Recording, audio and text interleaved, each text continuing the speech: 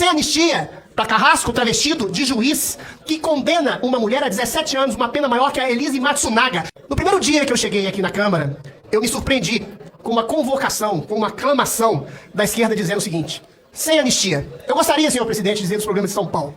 Mas São Paulo também é o país. São Paulo reflete o país. E o fato é que, por razões diversas, eu concordo com a esquerda. Sem anistia. Sem anistia para Carrasco, travestido de juiz, que prende pessoas sem o devido processo legal.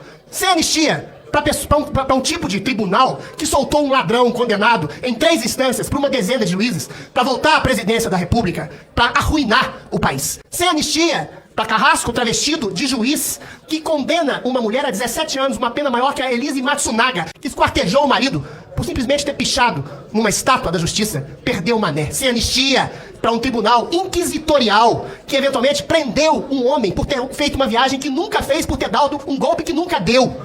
A gente vive, senhor presidente, uma ditadura que afeta todas as instâncias e todos os poderes do país.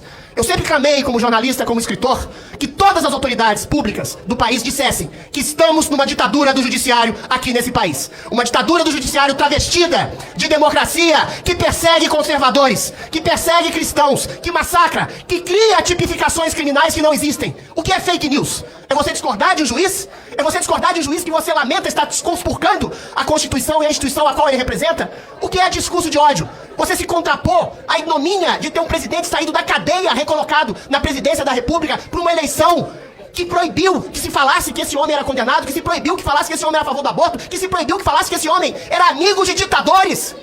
Pois bem, se Lula é um candidato a ditador, ele não é o ditador, porque os ditadores são outros. O Supremo Tribunal Inquisitorial hoje coloca leis que vão contra a Constituição brasileira.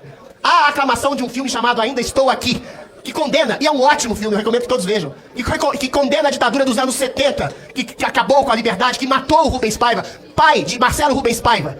Mas eu digo, onde está você hoje, Marcelo Rubens Paiva, filho de torturado e morto e assassinado pela ditadura inclemente da direita de 1970? Hoje ele aclama, hoje ele aplaude a perseguição, a tortura, ele aplaude a perseguição de pessoas conservadoras que não são pessoas do seu espectro político.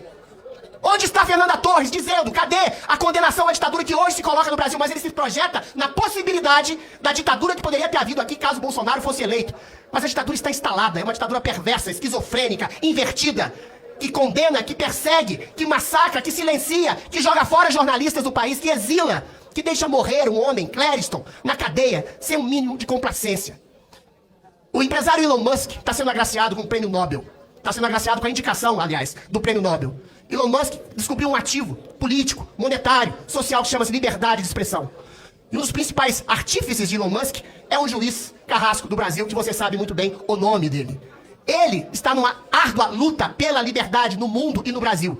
E o Brasil vive hoje uma ditadura perfeita, que se traveste de democracia, perseguindo aqueles que discordam desse tribunal, dizendo-os que são inclementes defensores de uma ditadura.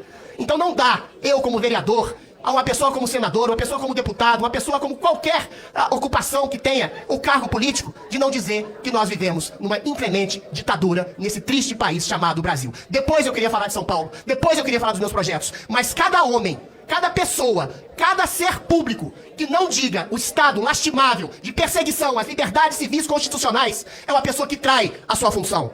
Se você vê uma mulher estuprada na rua e você não faz nada, você é um omisso. Se você vê a democracia estuprada na rua, como é hoje no Brasil, você é um omisso. Se você é uma pessoa pública e que não diz nada da ditadura, você é conivente com o juiz estuprador que está arrebentando com a Constituição, a democracia e a liberdade desse país.